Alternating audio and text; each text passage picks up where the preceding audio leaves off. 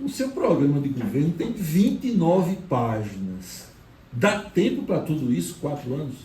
Ari, o programa de governo, na verdade, são diretrizes, né? São diretrizes que você precisa estar dentro. Obviamente, todo projeto ele tem aquilo que a gente trata de curto prazo, médio prazo e longo prazo, né? No curto prazo, a gente tem trabalhado sob a perspectiva, eu tenho dito de forma reiterada, de que meu principal objetivo nesse primeiro momento é fazer com que as coisas que existem em Campina Grande passem a funcionar, né? A saúde funcione de verdade, você tenha uma assistência social que funcione de verdade, né? Uma secretaria de obras que funcione de verdade, uma secretaria de planejamento que funcione, que a gente possa modernizar, que possa melhorar o serviço público. Isso é o principal objetivo para o primeiro momento, ou seja, a gente trata isso como curto prazo. No médio e longo prazo, a gente vai tratar sobre aquelas questões mais infraestruturantes que envolvem volume de investimento maiores. Fazer o que existe funcionar é muito mais uma questão de gestão do que investimento, porque os recursos que a cidade já recebe e que gastam são muito significativos. O problema é que gasta mal e são mal geridos. No momento que a gente tiver oportunidade de ter um prefeito que conheça a gestão, que saiba fazer gestão, eu tenho certeza que a gente vai conseguir fazer com que aquilo que hoje não funciona passe a funcionar e funcionar bem. Bolinha, o senhor tem dito que só decidiu ser candidato a prefeito de Campina após a desistência de Romero Rodrigues e um pedido do ex-presidente Jair Bolsonaro, que isso aconteceu ali no mês de julho. Ou seja, o senhor não estava preparado para ser candidato a prefeito esse ano. Se não está preparado, não está preparado para ser prefeito. Não, eu não estava preparado, eu sempre estive preparado, Márcio, porque, na verdade, o diagnóstico que a gente fez sobre os problemas de Campina Grande, que a primeira vez que eu fui candidato foi em 2012, se você pegar e voltar o tempo em 2012, você vai ver que todo o diagnóstico que eu fiz em Campina Grande, em 2012, ele se mantém absolutamente atual. Os problemas de Campina Grande, passa ano e sai ano, são absolutamente os mesmos. Obviamente que muitas deles vão se tornando cada vez mais graves, por uma série de razões. Você tem um problema maior de nossa cidade. Há quanto tempo que a saúde de Campina Grande não funciona? Que você tem bairros e bairros com infraestrutura extremamente precária e que não chega a infraestrutura lá. Que você tem uma prefeitura absolutamente ineficiente, não por responsabilidade de quem trabalha na prefeitura, mas porque não é dada a ela a mínima condição de fazer, né? Você tem um aparelhamento da máquina pública muito forte para que isso aí faça com que esses grupos políticos possam usar grande parte de quem está trabalhando para poder servir as suas campanhas. Basta você ir num debate, quando terminar o debate, você vê quem está lá fora, torcendo, gritando, meia-noite, empunhando a bandeira dos candidatos. Quase todos ali são cargos contratados, né, em parente, por excepcionar o interesse do serviço público, que na verdade só atende aos interesses do candidato. E as pessoas são submetidas a isso porque precisam. Então o diagnóstico de Campina Grande, infelizmente, está muito presente. E eu tenho acompanhado, eu sou uma pessoa que vive a cidade, eu sou uma pessoa que vive na cidade, moro na cidade e vivo a cidade, efetivamente. Então eu conheço quais são os problemas de Campina Grande e o que é o mais importante. Eu sei exatamente como resolver os problemas de Campina Grande, porque tudo é uma questão e passa por gestão, não tem outro milagre. Com gestão se resolve tudo. Bolinha, bom dia. O senhor tem dito em suas redes sociais que servidores públicos aqui da Prefeitura e também até do Estado, atribuindo já a gestão, na verdade, a candidatura do candidato Dr. Johnny, né, e no caso da Prefeitura para o candidato Bruno Cunha Lima, o senhor tem dito que os servidores, tanto do Estado quanto da Prefeitura, estão sendo obrigados a participar de campanhas, de caminhadas e até mesmo de curtir tudo que os candidatos publicam em suas redes sociais. O senhor tem provas de que isso está acontecendo? Tenho, Raíssa, tenho, Raíssa, eu tenho. Está denunciando isso? Isso é uma denúncia formal que a gente tem feito, porque eu tenho prova. Eu só não posso revelar porque as pessoas me revelam e pedem para que eu não diga. A quantidade enorme de mensagens que a gente recebe nesse aspecto. Isso é muito grave, tá certo? Eu espero porque na verdade esses grupos que estão aí, tanto o grupo que hoje, o candidato do Estado, como o grupo que está na Prefeitura, eles são mais do mesmo, né? De forma popular a gente chama farinha do mesmo saco. O que um acusa o outro, na verdade, faz da mesma forma. Você tem aí uma quantidade enorme, basta aí ver os eventos quando eles fazem na rua, quem é que está presente. Quase todas as pessoas, né, estão em relação com o Estado, são funcionários do Estado e não são efetivos, nem do Estado nem da Prefeitura. Você não vê quase nenhum colaborador efetivo. Quase todos aqueles que são comissionados ou contratados, porque eles são acompanhados. Se eles não fizerem isso, eles perdem os seus empregos. Isso é muito triste. Se uma empresa privada fizesse isso, o dono dessa empresa era denunciado como prática de escrava, de trabalho escravo, porque isso é análogo à escravidão, submetendo a pessoa a isso. Eu volto a dizer, bastava, só houve um debate até agora, foi na TV Arapuã, logo no início da campanha. Meia-noite o debate acabou, Raíssa. Tinha uma quantidade enorme de pessoas lá, do Estado e da Prefeitura, e que eu os conheço e sei que são contratados, estavam lá, meia-noite, com a bandeira, gritando o nome dos candidatos. Por quê? Porque eles precisam ser vistos para que o candidato mantenha os empregos deles. Isso é muito triste. No nosso governo isso vai acabar. Não vou obrigar ninguém a estar atrás de mim. Pelo contrário, eu acho que você me perguntou na TV Itararé se meus funcionários votavam em mim. Eu lhe respondi, eu não sei, porque eu não pergunto. Eu deixo cada um muito à vontade para votar da forma que ela achar que é conveniente. Eu acho que a pessoa precisa ter liberdade para fazer suas escolhas.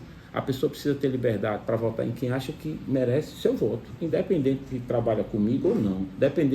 Eu vou fazer uma gestão absolutamente transparente e, acima de tudo, democrática na sua essência, respeitando as opiniões e posições de quem quer que seja do ponto de vista político. E no caso desses prestadores, serão mantidos em sua gestão ou o senhor priorizará concurso público?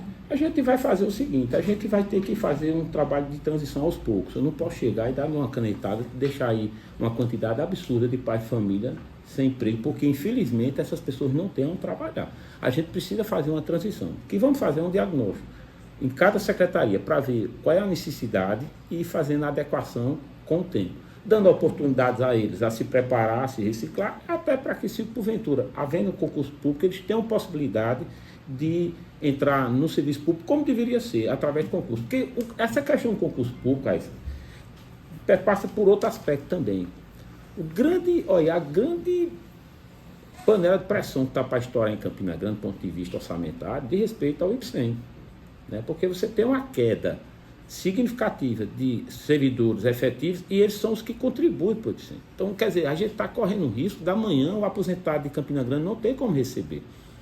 Então, há uma necessidade urgente de você recompor o caixa sob o risco de amanhã, realmente, literalmente, a prefeitura colapsar do ponto de vista orçamentário, porque ele não vai ter condições de pagar os aposentados, nem muito menos aos pensionistas. Seria uma calamidade para quem trabalhou uma vida inteira e que precisa receber aquela pensão ou aquela aposentadoria.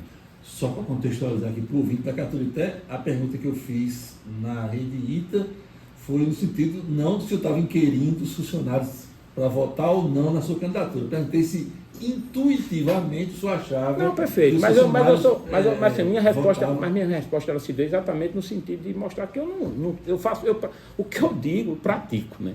Eu sou uma pessoa muito coerente, o que eu digo, eu pratico, porque eu acho que é uma forma de você encontrar a verdade. Tudo que eu falo, eu pratico no meu dia a dia. Eu não sou aquela figura que diz uma coisa e faz outra, né? Infelizmente é muito comum no meu político as pessoas agirem assim, mas eu não ajo assim, porque eu sou diferente. Sim, mas já que o senhor tocou no assunto, vamos perguntar. Intuitivamente, o senhor acha que conta com o voto da maioria dos seus funcionários? Eu acho que eu não estou perguntando sim. se houve uma pergunta ostensiva ou não. A intuição, intuitivamente. Claro. Eu acho que sim. Eu não posso lhe garantir, mas eu acredito que sim. A gente tem uma empresa que, graças a Deus, você tem ideia, nós temos aqui empresa em Campina Grande, a Maildos, que foi a primeira loja, que é a da minha mãe, ela foi criada em 81. Quer dizer, você está falando aí de uma empresa de 40 e quantos anos? 43 anos, não é isso? Por aí. 43 anos. Você sabe quantas reclamações de trabalho a Maildos teve na sua história? Uma. Sabe por quê? Porque foi demitida uma funcionária, por justa causa, ela tentou reconvir e não conseguiu. A ação, inclusive, foi ganha. Então, assim, é uma empresa que respeita os seus colaboradores, valoriza os seus colaboradores. O primeiro colaborador da Rutra é colaborador nosso até hoje, está conosco há 28 anos. Pega nesse mote aí do mercado de trabalho, o seu plano de governo propõe, ou promete, como queiram, 10 mil postos de trabalho. Como é que se materializa isso? Com três frentes ali. Primeiro, a gente vai fazer um trabalho urgente em parceria com o FIEP, com o FEComércio, com o SEBRAE, com as universidades, de capacitação. Eu vou tentar capacitar o maior número possível de mão de obra nessa cidade. Paralelo a isso, a gente vai fazer um censo para ver o que é que a gente já tem de mão de obra formada. E, em paralelo a isso, a gente vai para o mercado atrás de empresas que empreguem já exatamente a mão de obra que a gente já tem formado e que nós iremos formar. Isso é um diferencial competitivo enorme. Quando você vai procurar uma empresa para poder convidá-la para vir se instalar, você oferece, que aí todo mundo oferece terreno, oferece incentivo fiscal, mas o que realmente diferencia é quando você diz, eu tenho uma mão de obra que você vai precisar. Por quê? Porque isso torna-se competitivo. Quanto mais mão de obra formada, mais a empresa torna-se competitiva, porque ela melhora a sua produtividade. Isso é o grande diferencial. E a partir daí também vamos trazer as empresas dentro de uma lógica de arranjo produtivo. O que é arranjo produtivo? É você trazer uma empresa maior e você trazer outras empresas menores que dão suprimento a essa maior, porque aí você cria uns polos, né? E Campina Grande nunca trouxe nada nesse sentido. E, além de tudo, vamos vender Campina Grande como destino logístico, ponto de vista de transporte, porque nós estamos na metade do Nordeste. Paraíba está na metade do Nordeste, você tem 4 estados para cima, você tem 4 estados para baixo. A Paraíba, do ponto de vista dentro do estado, está ali quase no centro do estado, você é cortada por BRs, você hoje tem um aeroporto que tem um fluxo interessante, você tem toda uma logística, você tem avenida, você tem plano urbano, você tem um distrito, você tem uma... Isso faz conexão com o Porto Seco, está falando tudo que você fala. Veja só, o Porto Seco, eu participei da reunião do Porto Seco, já inclusive com o Romulo Gouveia, em Recife, à época. Eu tive a oportunidade, foi eu, Romulo, foi Marco Procópio, eu era presidente da Federação da ICDL do Estado da Paraíba. Eu fui como representante da Federação, para a gente tentar trazer o Porto Seco. À época, havia uma resistência muito grande da Receita em viabilizar o Porto Seco para Campina Grande, porque ele queria que Campina Grande já tivesse demanda garantida de importação e exportação para poder viabilizar o Porto Seco. Nós não tínhamos essa demanda. Meu pensamento é contrário. Eu acho que a infraestrutura vem primeiro para a demanda vir depois. Quando você tem que já ter a demanda para a infraestrutura vir, eu não acho que é o caminho correto. Mas isso era um entendimento à época. Obviamente, nada que isso não possa ser retomado. Do ponto de vista, obviamente, quando o prefeito lidera qualquer posição, ele tem força, ele tem legitimidade, ele tem força política para tentar viabilizar. Eu não acho que seja fácil viabilizar um Porto Seco, pelas circunstâncias que eu tive a oportunidade de acompanhar a ECO, a visão da Receita Federal. Mas nada que impeça. Agora, independente do Porto Seco, Campina deve se transformar num grande terminal logístico pela localização geográfica que nós nos encontramos. Campina Grande está a praticamente 300 quilômetros de 4 capitais. Poucas cidades no país de Porto Médio conseguem ter tamanha localização. Então, isso é um diferencial competitivo que a gente precisa saber explorar. Vai pro comercial. Pode ser, dá tempo ainda. Bolinha, tá havendo uma queda de braço lá entre a Câmara e a Prefeitura por conta das emendas impositivas, né? Principalmente a bancada da oposição, que aqui 1,2% das receitas líquidas correntes sejam destinadas às emendas impositivas, se aproximaria de 20 milhões de reais por ano. Caso o senhor seja eleito, haverá essas emendas impositivas? Veja só, Manso, eu não acho que é o melhor caminho. Eu acho que o principal papel do parlamento não é tratar de orçamento, do ponto de vista de emenda. Inclusive, isso é uma deturpação do próprio parlamento. Começou a nível federal, se estendeu às assembleias e agora está vindo às câmaras municipais. Isso é uma usurpação do poder executivo, eu entendo, né? Porque, em tese, vamos falar em tese, eu não estou falando em relação à Prefeitura do Campina Grande, falo em relação ao poder executivo. Ele tem muito mais condições de saber aonde deve ser destinado o recurso do que o parlamento. Eu acho que o principal atributo do parlamento é legislar e, acima de tudo, fiscalizar o emprego dos recursos públicos que vem a partir do executivo. Eu, pessoalmente, eu sou contra. Agora, se é lei, tem que se cumprir, não tem o que fazer. Agora, eu, pessoalmente, enquanto cidadão, né, eu sou absolutamente contra qualquer tipo de impulsão orçamentária para o legislativo nesse sentido. A gente está com 14 minutos e 20 segundos, vai para o bloco comercial, na volta compensa aí esse restante aí. Tranquilo. Pode começar, Raíssa. Candidato, em suas propostas tem pavimentação 100%, de 100% mesmo das ruas da cidade. Como é que isso deve ser feito, principalmente em relação a custos, né? A gente sabe que ainda faltam algumas ruas da nossa cidade serem pavimentadas assim, 100% como o senhor tem proposto. Raíssa, hoje existe um aparelhamento muito grande da máquina pública né? Aqui me remetendo um pouco àquela primeira pergunta que eu fiz a você. Muita gente é contratada e infelizmente não trabalha, apenas serve de cabo eleitoral, sabe? Quando você faz esse julgamento, e precisa ser feito, porque a cidade não pode continuar pagando. Semana passada eu estive nas Três Irmãs, as pessoas vivem ali por trás do galpão da prefeitura em condição absolutamente sobre-humana. Cheguei em casa conversando com minha esposa, como é que alguém consegue, sendo prefeito, dormir sabendo que as pessoas estão naquela situação? Você tem um canal de Pedregal, você tem uma série de situações na cidade que precisa ser tratado como absoluta prioridade. E calçamento ou pavimentação asfáltica é algo fundamental, porque traz dignidade, ajuda demais uma questão fundamental, que é a mobilidade, qualidade de vida e desenvolvimento econômico, que está tudo muito associado. A rua que vai mais se desenvolver no bairro é a rua que o asfalto passar. Do ponto de vista de valorização do imóvel, valorização comercial, qualidade de vida e que as pessoas menos vão adoecer. Uma rua com infraestrutura, as pessoas adoecem menos do que uma rua que não tem infraestrutura.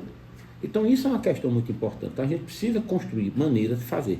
Então o desaparelhamento que a gente vai fazer vai nos gerar uma economia de aproximadamente quase 400 milhões de reais em 4 anos. É exatamente a partir desse recurso que a gente vai direcionar grande parte nesse programa assim, ousado de deixar a Campinas 100% calçada ou pavimentada. A Bolinha, Campina Grande, 160 anos, nunca, pelo menos a gente se sabe, que tem um prefeito realmente de direita, um prefeito conservador, mais de centro ali, centro-esquerda. O povo de Campina Grande não quer a direita, nunca no poder? Não acho que seja não, pelo contrário. Eu fiz uma pesquisa, há uns 15 dias atrás, e que a gente procurou identificar exatamente nessa pesquisa, a gente identificou nessa pesquisa exatamente o contrário. O campinense, né, as pessoas daqui se sentem muito mais à direita do que qualquer outro campo político. Deu quase 40% de pessoas de Campina Grande que se sentem à direita, uma outra grande parte se sente de centro e uma pequena parte de esquerda.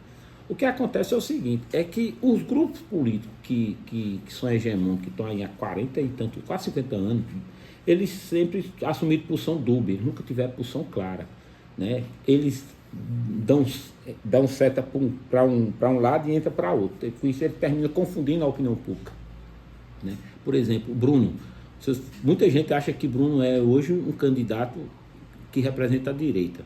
Eu digo sempre, como é que um candidato representa a direita e é candidato por um partido que hoje ocupa 3 ministérios no governo de Lula, União Brasil ocupa 3 ministérios no governo de Lula, tem como um dos principais fiadores de sua campanha veneziano, que é a principal liderança da esquerda na Paraíba, foi o candidato a governador de Lula. Então um homem desse não pode ser visto como um candidato do centro ou até mesmo da direita. Ele é de esquerda, Bruno? É um centro-esquerda. Bruno é centro-esquerda, né? Inclusive no seu programa de governo tem agendas claramente progressistas, né? Como tem o conselho, ele vai criar o Conselho de Política de Gênero, ele vai criar, está no programa de governo dele, que vai criar a política de valorização e apoio à comunidade LGBTQI. Então, quer dizer, um candidato de direita não traz dois pontos desses em seu programa de governo. Obviamente, eu acredito que ele tenha lido o programa de governo dele, porque não faz sentido alguém colocar no seu programa de governo e então acompanhar que foi colocado. Então, isso mostra claramente que nós não temos. Hoje, na campanha de Campina Grande, nós temos dois candidatos que são mais à extrema esquerda, né? Você tem Inácio, do PCdoB, você tem o Nelson, do PSOL, você tem 2 candidatos à esquerda, André, e você tem Johnny, e você tem um candidato de centro-esquerda, que é Bruno. Então, existe uma candidatura à direita em Campina Grande hoje, que é a nossa. E a minha posição sempre foi muito clara, eu assumo essa posição há muitos anos. Né? O que eu digo hoje, eu digo há tempo, os valores que eu defendo da família, do trabalho, da liberdade, né? Da valorização e o respeito às religiões, né? Deus para mim é um norte, na hora que eu me acordo, na hora que eu vou dormir. Então isso para mim é muito claro, eu não tenho medo de assumir minhas posições. Sou a favor da vida, sou contra o aborto, sou contra a liberação das drogas, né? Defendo que o homem de bem possa usar a sua arma. Obviamente são questões que fogem à condição do prefeito decidir, mas é importante que o prefeito tenha posições claras Porque a sociedade vai saber se aquilo que aquele prefeito defende tem identidade ou se identifica ou não com aquela sociedade. Eu acho que pela primeira vez, a partir de 2025, Campinas vai ter um prefeito à direita. O senhor falou há pouco de uma estimativa de 400 milhões de desaparelhamento, fruto desse desaparelhamento, numa pergunta que Raíssa fez sobre a sua proposta de 100% de calçamento ou pavimentação da Rua de Campina. É esse o valor que o senhor tem já levantado que custa esse 100% de pavimentação? Não, a 100% de pavimentação não vai implicar nesse montante todo, não. Esse valor aí da pavimentação, na verdade, é calçamento ou pavimentação, né? Não é passar 100% asfalto. Tem rua que a gente vai calçar, tem rua que a gente vai asfaltar. A estimativa que a gente tem é que gira em torno mais ou menos de 180 milhões de reais. Bolinho, o senhor se arrepende de ter dito que se Lula ganhasse ia deixar o Brasil? Não foi uma declaração um pouco antidemocrática, porque de não respeitar a vontade do povo brasileiro? Não, na verdade não. Aquilo ali eu falei com muita preocupação. A gente assistiu sábado uma das maiores manifestações da Avenida Paulista, porque o Brasil hoje vive um ambiente onde a liberdade de expressão já não é mais absoluta. Nós temos presos políticos no Brasil, nosso. É uma realidade. Não dá para alguém negar que nós temos presos políticos no Brasil. Nós temos senador da República sem poder usar a rede social. Nós temos senador da República no mandato sem poder usar a rede social.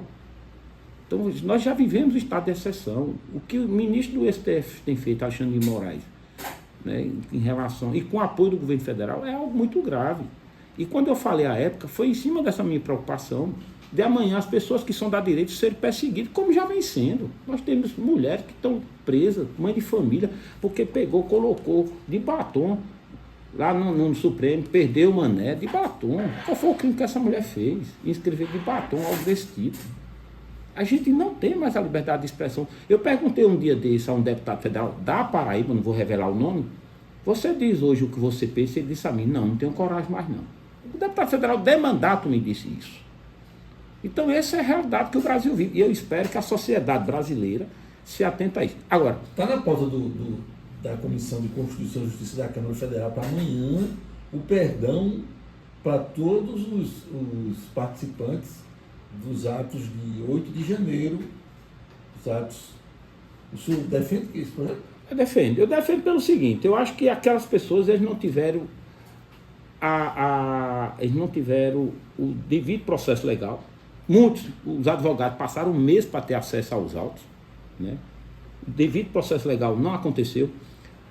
A individualidade da culpa também não aconteceu, generalizou-se. Então, a pessoa que quebrou alguma coisa e outro que não quebrou, como é o caso dessa mulher que passou só um batom, dizendo uma frase, foi colocado no mesmo patamar, então não pode. Existe um princípio legal, a gente precisa respeitar isso aí. Imagina aqui alguém chegar e dar em todo mundo, e só porque alguém está aqui perto, responder igual ao agressor. Não pode. Você zera tudo de não, acho que aí individualiza a pena, analisa individualmente cada um que fez para poder responder por tal. Agora, dizer que houve atentado à democracia do ponto de vista de colocar o sistema democrático de direito em risco, sem ninguém ter uma faca, como é que se dá um golpe sem arma? Eu não conheço aí. É impossível. Isso é chamado crime impossível. Eu sou formado em direito, eu coloco. Chamado crime impossível. É matar alguém já morto. É crime impossível. É a mesma coisa. Você dá um golpe de Estado sem uma arma. As pessoas com Bíblia dão um golpe de Estado. Não tem condição. Agora, quem depredou, que pague pelo crime que está lá. Depredação do patrimônio público é um crime. Agora, tem que identificar, tem que individualizar a pena. A gente não pode generalizar. É um risco que nós corremos. A gente precisa ter isso. Nós temos hoje jornalistas, os colegas seus jornalistas brasileiros, que estão exilados fora, sem poder vir no Brasil. Agora, recentemente, foi revelado, né, áudio de assessor do ministro Alexandre de Moraes, foi revelado áudio do próprio ministro mostrando claramente um desvio de comportamento e conduta, uma atitude criminosa. Isso não pode acontecer.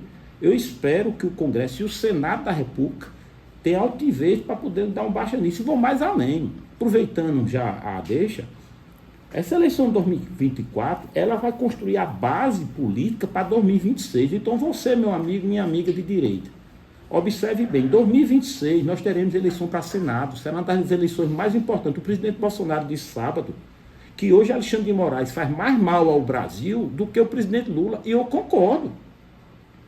Então a eleição de 2026 passa por 2024. Então, quem votar em Bruno estará votando em veneziano em 2026, que é um candidato da esquerda, porque o pacto que Bruno fez com o veneziano foi de apoiá-lo em 2026. Em 2026, o candidato a senador de Bruno não será nem um candidato da direita, será o veneziano. Nessa linha de raciocínio, quem estiver votando em Bolinha, eventualmente poderá estar votando em Paulo Marçal para presidente em 2026? Não, o meu candidato a presidente é o presidente Bolsonaro. Mas ele é elegível. Mas poderá voltar a ter sua elegibilidade. Se porventura não for, aí a gente vai esperar ver qual é a posição de apoio que o presidente vai adotar para que a gente possa fazer a mesma coisa. Belém, enquanto gestor, como explorar melhor na parte de cultura, de turismo nossa cidade? A gente tem o maior São João do Mundo, tem o evento Natal Iluminado também. Teria como ampliar esse calendário turístico aqui na cidade para o ano inteiro? O que é que você pensa nesse sentido? Tem, Raíssa, eu acho uma agenda muito importante. O turismo ele consegue ser o grande diferencial hoje de muitas cidades. E Campina Grande, de fato, é uma cidade vocacionada. Um dos principais pontos que eu tenho para colocar diz respeito exatamente a fazer com que o Festival de Inverno ele possa ser realizado dentro da estrutura do Quarto do Povo, logo após o São João. A gente aproveitar toda aquela infraestrutura já montada, de gastronomia, de bar, de palco, fazer pequenas mudanças do ponto de vista de decoração e levar o Festival de Inverno para ali. Eu acho que será o grande diferencial, né, do mês de julho e agosto em Campina Grande, e a gente poder realizar o Festival de Inverno ali. Vai ser importante porque quem vai fazer o investimento para o São João vai ter possibilidade de ter um retorno no âmbito maior, porque você vai, ao invés de estar funcionando apenas 30 dias, você vai poder passar muito mais tempo. A gente vai mudar um pouco o cardápio entre o São João e o Festival de Inverno, e aí a gente vai estimular a questão relacionada a fundis, a queijos, a degustação de vinho, a toda uma culinária, chocolate, a toda uma culinária que envolve e remete a valorização e a harmonização com o próprio inverno, né? E que Campina precisa saber melhor vender. Me diga qual a diferença do clima de Campina para, por exemplo, o clima de Bananeiras. Hoje, praticamente se assemelham. Campina Grande fazia muito tempo, inclusive, que não tinha um clima tão agradável à noite como a gente vem tendo, friozinho gostoso. E a gente não tem conseguido vender isso como destino turístico. Então é importante a gente fazer isso. Agora, a gente vai consolidar a criação da Secretaria de Turismo, que inclusive eu vi o prefeito, parece que ele vai anunciar hoje algo desse tipo, né? Agora, ele teve 4 anos para fazer, depois que nós anunciamos é que ele resolveu fazer. Eu até agradeço se ele fizer, porque já vai ser um trabalho a menos que a gente vai ter em relação ao nosso mandato. Mas você veja quanto ele é lerdo na tomada de decisão, quanto ele é lento na tomada de decisão. 4 anos. E aí eu vi ele dizendo que não tinha feito porque não tinha maioria na Câmara. Ele perdeu a maioria na Câmara agora há pouco, ele passou o governo dele todinho com maioria na Câmara. Então, é um discurso que não condiz com a verdade dos fatos. É apenas reflexo da lentidão do governo. Ô Bolinha, 13 campinenses passaram muito tempo sem receber verba pública. Por quê? Receberam o dinheiro, não prestaram conta? Não, eu não tenho essa informação não. O 13 nunca recebeu nem um centavo da sua gestão. O Campinense também é a mesma informação. Nem daquele programa do governo do Estado? Não, também não. A alegação que Prefeitura e Estado faz é que 13 campinenses não têm as certidões e por conta disso não teria como receber dinheiro. A questão é que quando você quer fazer, você encontra meio jurídico para poder fazer. Olha, o time, todos os times e adversários que o 13 enfrentou, todos, agora nesse mata-mata, eles foram financiados em grande parte pela Prefeitura e pelo Governo do Estado. O ASA de Arapiraca recebe dinheiro da Prefeitura e do Estado de Arapiraca. O Alto recebe da Prefeitura. O Itabaiana recebeu só da Prefeitura R$350 mil do Itabaiana e recebe ainda apoio do Governo do Estado. Inclusive, o próprio governador tinha sido a principal garoto propaganda de estimular aquele jogo 13 Itabaiana lá. Quem fez a chamada daquele partido foi o governador do Estado. Aqui não, a gente tem o contrário, né? Os clubes daqui de Campina Grande sem qualquer acesso a isso. 50 segundos para as considerações finais, candidato. Ari, eu quero agradecer a você, né? A você, Mansa, Raíssa, a oportunidade. Dizer que estou muito feliz de estar aqui disputando essa eleição. Peço a você que está me ouvindo uma oportunidade para que Campina Grande possa, de verdade, a partir do próximo ano, ter um prefeito que conheça a gestão, que tem a capacidade de resolver os problemas graves e crônicos de nossa cidade, e especialmente naquilo que é mais importante, que são 2 pontos fundamentais, que é saúde e educação. Campina hoje desponta como uma das piores saúdes do estado. Campina Grande teve o seu IDEB nos anos finais reduzido de 2021 para 2023.